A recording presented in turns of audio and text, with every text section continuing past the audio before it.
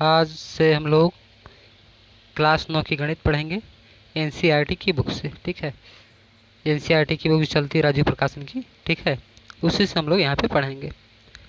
तो पहला अध्याय है गणित में संख्या पद्धति। ठीक है, नंबर सिस्टम। तो यहाँ पे भूमिका में दिया गया है, भूमिका है आपकी क्या है देखते हैं। पिछली कक्षाओं में आप संख्या रेखा के बारे में पढ़ चुके हो, यानी क्लास 8 की बात कर रहा, अभी आप 9 में पहुँच चुके हो। और वहाँ आप यह भी पढ़ चुके हो कि विभिन्न प्रकार की संख्याओं को संख्या रेखा पर निरूपित किया जाता है। ठीक है, तो यहाँ पे कुछ संख्याओं को निरूपित करके दिखाया है। ठीक है, जैसे यहाँ पे एक पहले मान लेता है 0 है, फिर 1 2 3 बाईं तरफ -1 -2 -3 दिखाया गया है। ठीक है, और इस प्रकार से नेगेटिव में भिन्न संख्याओं को दिखाता है और पॉजिटिव में भिन्न संख्याओं को दर्शाया गया है। अब कह रहा है कल्पना कीजिए कि आप शून्य से चलना प्रारंभ करते हैं। यहाँ पे शून्य लिखा गया जो बीच में है। ठीक है, ये जो बीच में शून्य है, आप यहाँ से चलना प्रारंभ करते हैं और इस रेखा पर धनात्मक दिशा में चलते जा रहे हैं जहाँ तक आप देख सकते हैं, यानी इधर इस तरफ आप आगे बढ़ रहे हैं धनात्मक दिशा में। वहाँ तक आपको संख्याएँ और संख्याएँ ही दिखाई पड़ती है, यानी 1 2 3 4 5 6 7 8 9 10 ऐसे जितना आगे बढ़ते जाएंगे संख्याएँ ही आपको दिखाई पड़ेंगी। ठीक है, ये देखिए यहाँ पे 0 है, 0 से चल रहा है आगे की तरफ, इस दाहिनी तरफ, यानी धनात्मक दिशा में। तो संख्याएँ मिल रही, पहले 1 मिला, फिर 2, फिर 3, ऐसे आगे भी संख्याएँ इसको मिलती जाएंगी। ठीक है,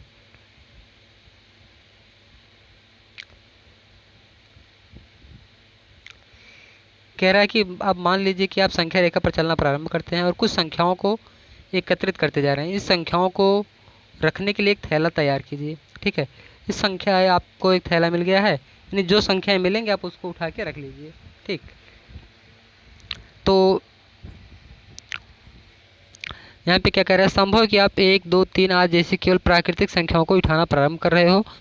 आप जानते हैं कि यह सूची सदैव बढ़ती जाती है, अतः आपके थैले में अपरिमित रूप से अनेक प्राकृतिक संख्याएं भर जाती है। आपको याद होगा कि इस संग्रह को प्रतीक n से प्रकट करते हैं, यानी प्राकृतिक संख्याओं को n से प्रकट करते हैं। ठीक है, तो प्राकृतिक संख्याओं में कौन कौन संख्याएं आएंगी, जैसे मान लो नेचुरल नंबर की बात कर रहा है। नेचुरल नंबर में 1 2 3 और डॉट डॉट संख्याएँ रहेंगी इस प्रकार से। आगे कितनी रहेंगी पता नहीं। ठीक है, यानी अपरिमित रूप से अनेक संख्याएँ रहती हैं यहाँ पे। तो 0 यहाँ पे नहीं रहेगा, ध्यान देना। ठीक है, आप 0 से चलना प्रारंभ कर रहे हो, 0 के बाद जो मिलेगा उसको आप उठाएंगे तो प्राकृतिक संख्या यहाँ पे आपको मिल जाएंगे। ये हो गया प्राकृतिक संख्याएँ, और इसको n से दिखाते हैं। प्राकृतिक संख्याओं को कैपिटल N से दिखाएंगे, का मतलब होता है नेचुरल नंबर। अब आप घूम जाइए और विपरीत दिशा में चलते हुए शून्य को उठाइए। कह रहे आप शून्य को भी शामिल कर लीजिए, यानी 0 आपने क्या क्या ले लिया, पहले 1 ले चुके हो, 2 3 और आगे की संख्या ले चुके हो, अभी आप 0 को भी ले लो आप। तो क्या है, पूर्ण संख्या है, यानी जो पूर्ण संख्या होंगी वो 0 से शुरू होती है। 0 1 2 3 4 5 इस प्रकार से आगे बढ़ती रहेंगी। यानी पूर्ण संख्याओं में क्या रहेगा, होल नंबर जिसको बोलते हैं हम लोग, इसको W से डिनोट करेंगे। होल नंबर को किसके डिनोट करेंगे, W से। होल नंबर को W से डिनोट करेंगे। ये W हो गया आपका। अब आपको अनेक ऋणात्मक पूर्णांक दिखाई देते हैं, यानी देखिए आपकी ये संख्या रेखा थी, इधर 0 था, 1 2 3 और आगे भी डॉट डॉट था। इस तरफ माइनस में 1, माइनस में 2 और माइनस में 3 और आगे भी डॉट डॉट इस तरीके से रहेगा। कह रहा आप इन सभी ऋणात्मक पूर्णांकों को अपने थैले में डाल लीजिए। क्या बता सकते हैं कि आपका यहाँ नया संग्रह क्या है, यानी क्या कह रहा है, ऋणात्मक की सभी संख्याएं, 0 को भी शामिल कर लिया है और धनात्मक सभी संख्याएं ले लिया है। ठीक है, लेकिन जो पूर्णांक है उनको, ठीक है, तो इसको क्या बोलते हैं हम लोग, इंटीजर बोलते हैं, पूर्णांक। क्या बोलते हैं, पूर्णांक। यानी पूर्णांकों के समुच्चय को जेड से दिखाएंगे हम लोग। पूर्णांकों के समुच्चय किससे दिखाएंगे हम लोग, जेड से। तो जेड में क्या आएगा, सभी नेगेटिव संख्याएं आएंगी, यानी माइनस में 1, जैसे डॉट डॉट को इधर माइनस में -3 -2 -1, 0 को भी शामिल कर लेते हैं, फिर धनात्मक में 1 2 3। देखिए इधर डॉट डॉट का मतलब बाईं तरफ है, ये जो बाईं तरफ डॉट डॉट कर रहे हैं। ठीक है, इसका मतलब बाईं तरफ और ऋणात्मक संख्या -4 -5 -6 -6 इस तरीके से, और दाहिनी तरफ 1 2 3 के बाद डॉट डॉट किया गया, इसका मतलब 4 5 6 7 8 9 10 इस तरीके से आगे भी संख्याएँ आपकी रहेंगी। ठीक है, आगे भी संख्याएं आपकी रहेंगी।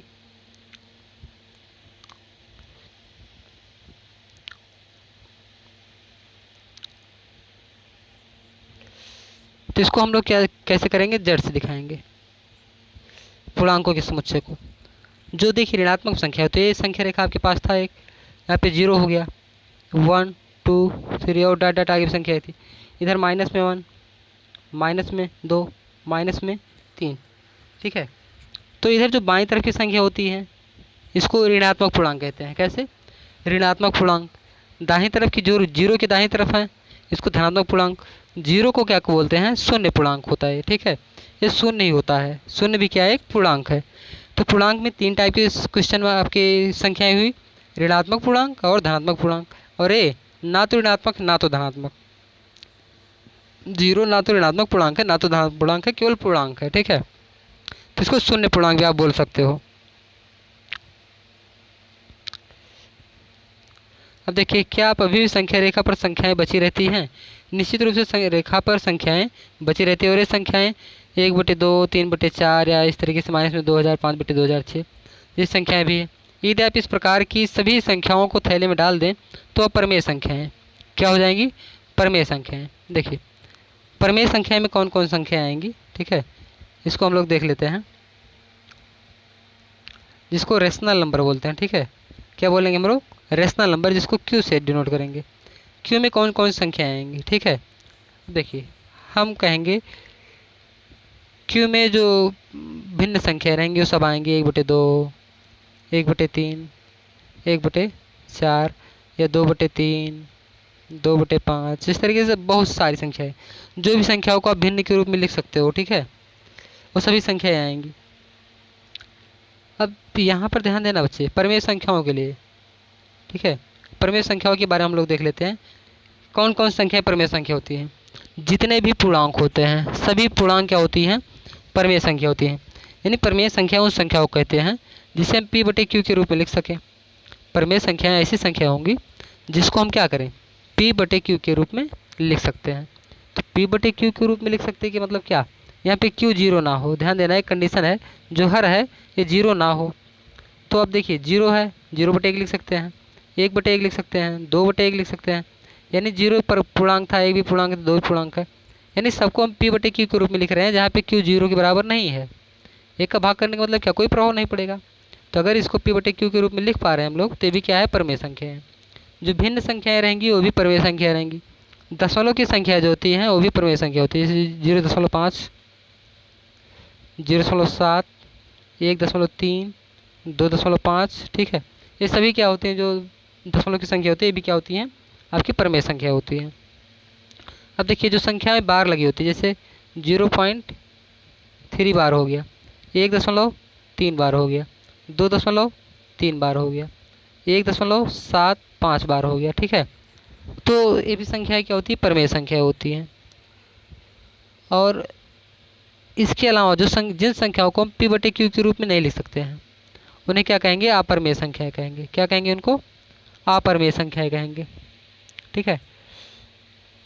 जिन संख्याओं को P/Q के रूप में नहीं लिख सकते हैं उन्हें हम क्या कहते हैं, अपरमेय संख्याएं। आप यह भी जानते हैं कि परमेय संख्याओं का P/Q के रूप में अद्वितीय निरूपण नहीं होता है, जहाँ P और Q पूर्णांक है, Q ≠ 0 कंडीशन दिया गया। देखिए अब 1/2 को क्या लिख सकते हैं, 2/4, 5/10/20, 25/50, 47/94 आदि है, इसको लिख सकते हैं। 1/2 को 2/4 लिख सकते हैं। फिर आगे इस तरीके से। यानी परमेय संख्या तुल्य परमेय संख्या या भिन्न है, ठीक है। परमेय संख्याओं को हम तुल्य परमेय संख्या लिख सकते हैं। जैसे देखिए कहेगा कि 1/2 के तुल्य 2 और परमेय संख्या लिखो, तो आप क्या करोगे, दोनों में हर और अंश में 2 का गुणा करोगे। यहाँ पे 2 आया, यहाँ पे 4 आया। आप कहोगे एक और लिखना है, तो आप चलो 3 का गुणा करेंगे, 3 आ गया, 1 में गुणा करने पर, 2 में गुणा करेंगे तो 6। इस प्रकार से आप तुल्य परमेय संख्याएं लिख सकते हो, ठीक है। इनका निरूपण अद्वितीय नहीं होता है।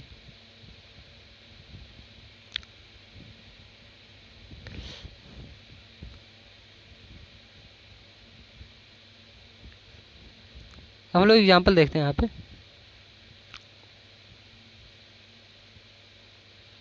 कह रहे नीचे दिए गए कथन सत्य हैं या असत्य हैं, कारण के साथ अपने उत्तर दीजिए। प्रत्येक पूर्ण संख्या एक प्राकृतिक संख्या है। देखिए प्रत्येक पूर्ण संख्या की बात कर रहा है, ठीक है। तो प्रत्येक पूर्ण संख्या एक प्राकृतिक संख्या नहीं है, क्योंकि जीरो क्या है, पूर्ण संख्या होती है, शून्य क्या है, एक पूर्ण संख्या है, लेकिन प्राकृतिक संख्या नहीं है। तो ये बात तो गलत हो गई। नहीं, पहला कथन क्या है, असत्य है। सेकंड कथन देखेंगे, प्रत्येक पूर्णांक एक प्रमेय संख्या होती है। हाँ, प्रत्येक पूर्णांक जो होगी वह क्या होगी, एक प्रमेय संख्या होगी। चूँकि पूर्णांकों को हम पी बटे क्यू के रूप में लिख सकते हैं। पूर्णांक के बटे में कोई पूर्णांक दिया गया, मान लो शून्य पूर्णांक दिया गया, एक लिख दिया, दो दिया गया, इसके नीचे एक लिख दिया, तो प्रमेय संख्या है, ठीक है। अब तीसरा है यहाँ पे थर्ड, प्रत्येक प्रमेय संख्या एक पूर्णांक होती है। प्रत्येक प्रमेय संख्या एक पूर्णांक होती है, ये बात सत्य नहीं है। चूँकि अभी देखिए आप 0.5 क्या है, प्रमेय संख्या है, लेकिन ये पूर्णांक है नहीं, पूर्णांक नहीं है। पूर्णांक तो 1 2 3 4 5 होता है, तो 0.5 है। 0.5 का मतलब आधा, आधा पूर्णांक थोड़ी ना है, पूरा पूरा नहीं है, ठीक है। ये तो आधा ही है, तिहाई चौथाई जो जो भी होता है ये पूर्णांक नहीं होता है। तो बात क्या है, असत्य है। क्या है, असत्य हो गया आपका, ठीक है। अब यही सॉल्यूशन यहाँ पे दिया गया है। एग्जाम्पल नंबर 2 देखते हैं हम लोग। कह रहा है 1 और 2 के बीच 5 प्रमेय संख्याएं ज्ञात कीजिए। 1 और 2 के बीच में 5 प्रमेय संख्याएं। देखिए एक बार तो हम आपको बुक की तरीके से बताएंगे, फिर दूसरे तरीके से बताते हैं आपको। आपको याद होगा आर एस के बीच की एक प्रमेय संख्या ज्ञात करने के लिए आप अवयस को जोड़ते हो और उसे 2 से भाग दे देते हैं। अर्थात अगर एक संख्या में प्राप्त करनी है आर और एस के बीच में, तो R plus S by 2 class 8 में पढ़ा आपने। तो यहाँ पे कितना आ जाता है, 1 और 2 के बीच में 3/2। 1 और 2 के बीच में 3/2 मिलता है आपको, के बीच की एक संख्या। इसी प्रक्रिया में आप 1 और 2 के बीच 4 प्रमेय संख्या ज्ञात कर सकते हैं। 4 संख्याएँ 5/4, 11/8, 13/8 और 7/4। ये कैसे निकाला है बाद में देखते हैं, ठीक है। आपको 4 संख्या लिखनी, तो 4 संख्या आप कोई भी लिख दो, लेकिन 1 और 2 के बीच में होनी चाहिए, ठीक है।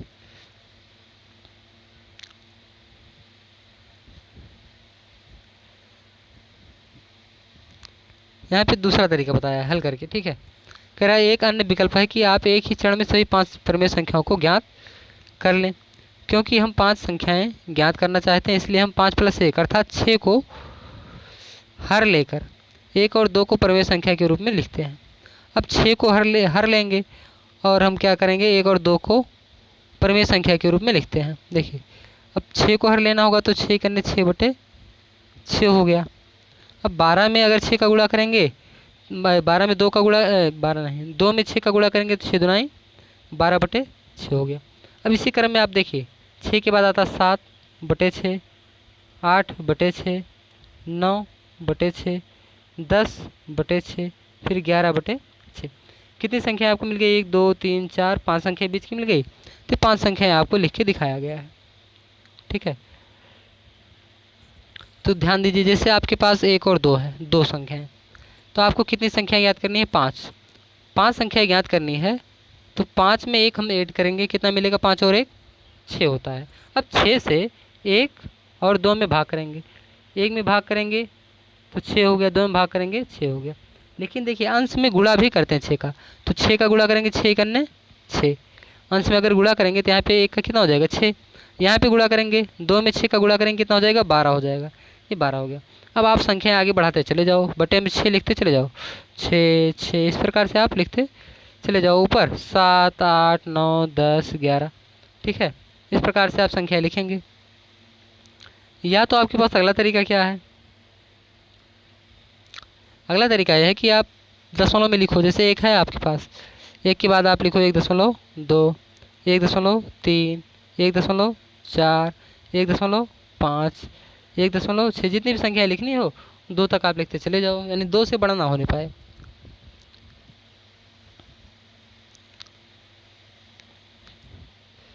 तो कह रहे हैं 2 और 1 के बीच में, ठीक है, केवल आपको 5 संख्या ज्ञात करना था, लेकिन यहाँ पे आप कितनी भी संख्याएं ज्ञात कर सकते हो। जितनी संख्याएं कहे आप उतनी संख्याएं ज्ञात कर लो। 1000 संख्या कहे, 2000 कहे, 10,000 कहे, 20,000 कहे, लाख कहे, कितनी भी संख्या कहे आप ज्ञात कर सकते हो। ध्यान देना, जितनी संख्या कहेगा उससे एक अधिक से आप दोनों संख्याओं के अंश और हर में गुणा करेंगे और क्रम से लिखते चले जाएंगे आप।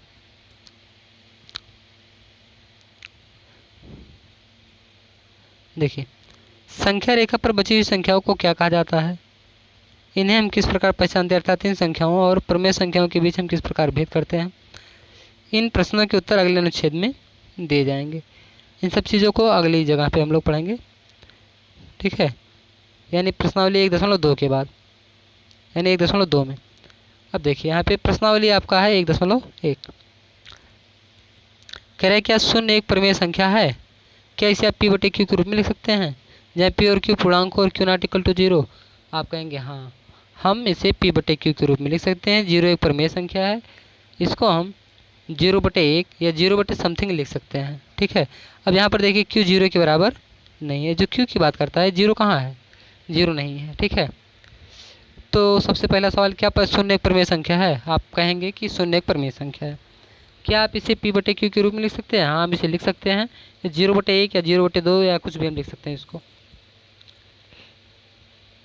सेकेंड क्वेश्चन कह रहे 3 और 4 के बीच में 6 प्रमेय संख्या लिखनी है। कितने कितने के, 3 और 4 के बीच में 6 प्रमेय संख्या लिखनी है। तो हम क्या करते हैं, 6 लिखना है तो 6 + 1 कितना होता है, 7। 7 से हम भाग करेंगे, 7 से भाग करते हैं दोनों में, और 7 का गुणा भी करेंगे, 7 का गुणा भी कर दिया। तो 7 तिरी कितना हो गया, 21/7। ये कितना हो गया, 7 चौक 28 और बटे में 7, 28/7 हो गया, 28/7। अब देखिए कितनी संख्या लिखनी, 6, तो आप लिख लो 22/7, 23/7, 24/7, 25/7, 26/7, 27/7, 27/7। ये 6 संख्या हो गई आपकी, ठीक है। तो जितनी संख्या प्राप्त करने के लिए कहेगा उससे एक अधिक, कितना, उससे एक अधिक। जैसे 6 कहा था तो आपने 7 का गुणा और भाग किया दोनों संख्याओं में। अब देख रहे हो 21 से 28 तक की संख्या है, तो लिखते चले जाओ 22, 23, 24, 25, 26, 27 और बटे में 7 सबके करते चले जाओ, चूँकि 7 संख्या है। 6 पता करना तो 7 का भाग करते चले जाएंगे हम लोग। अब कह रहे हैं 3/5 और 4/5 के बीच 5 प्रमेय संख्या ज्ञात करनी है। कितनी प्रमेय संख्या ज्ञात करनी है, 5। देखिए दोनों का हर बराबर है, ठीक है, और बराबर करना भी है हमको, जब भी अगर ना हो कभी तो 5 है। कितनी संख्या ज्ञात करनी है, 5 प्रमेय संख्या है। तो कितने का गुणा करेंगे आंसर में, 6 का। 6 का गुणा करेंगे तो कितना आएगा, 6 त्रिक 18 और बटे में कितना आएगा, 6 का गुणा करेंगे 6 पंजे 30। यहाँ पे 6 का गुणा करेंगे 24 और यहाँ पे 6 पंजे 30। 5 प्रमेय संख्या लिखनी है तो 18, 19, 20, 21, 22, 23 और सबके बटे में 30 करते चले जाओ। बटे में 30 हो गया, ये बटे में 30 और यहाँ भी बटे में कितना हो गया, 30, ठीक है। तो प्रत्येक संख्या के बटे में 30 हो गया आपका। अब है क्वेश्चन नंबर 4 आपका, लास्ट क्वेश्चन है। नीचे दिए गए कथन सत्य है या असत्य, कारण के साथ अपने उत्तर देना है। फर्स्ट, प्रत्येक प्राकृतिक संख्या एक पूर्ण संख्या होती है। ये बात सत्य है, जितनी प्राकृतिक संख्या होती है वो पूर्ण संख्याओं में शामिल जरूर होती है, ठीक है। अब दूसरा क्वेश्चन क्या है, यानी पहला कथन क्या हो गया, सत्य हो गया। दूसरा, प्रत्येक पूर्णांक एक पूर्ण संख्या होती है। प्रत्येक पूर्णांक की बात कर रहा है, पूर्ण संख्या होती है, तो हम कहेंगे नहीं, क्योंकि जो ऋणात्मक पूर्णांक होते हैं वो पूर्ण संख्या में शामिल नहीं होते हैं। देखिए आप संख्या रेखा ले लो, 0, 1, 2, 3, ठीक है, ये सब तो पूर्ण संख्याएं हैं, 0 से लेकर के दाएं तरफ की पूर्ण संख्याएं हैं। लेकिन इधर के जो पूर्णांक है वो पूर्ण संख्याएं नहीं होती हैं, तो प्रत्येक पूर्णांक पूर्ण संख्याएं नहीं होंगी। तो ये दूसरा क्या हो जाएगा, पहला सत्य हो गया, दूसरा असत्य हो गया। तीसरा, प्रत्येक प्रमेय संख्या एक पूर्ण संख्या होती है, तो सभी प्रमेय संख्या पूर्ण संख्या नहीं होती है, ठीक है। सभी प्रमेय संख्या क्या होती है, एक पूर्ण संख्या नहीं होती। क्यों, तो देखिए पूर्ण संख्या में आपका आता है कितना, प्रमेय संख्या में मान लो 1.2 है, तो क्या 1.2 पूर्ण संख्या है, नहीं है पूर्ण संख्या, ये तो अपूर्ण संख्या है ना। तो यहाँ पे क्या हो जाएगा, असत्य हो जाएगा। क्या हो गया, असत्य हो गया, ठीक है। तो अब अगले दिन हम लोग क्या पढ़ेंगे, नेक्स्ट कल अप्रमेय संख्याओं को पढ़ेंगे। आज के लिए केवल इतना ही। प्रश्नावली में केवल 4 क्वेश्चन है और आप लोग इसे पूरा करके दिखाओगे।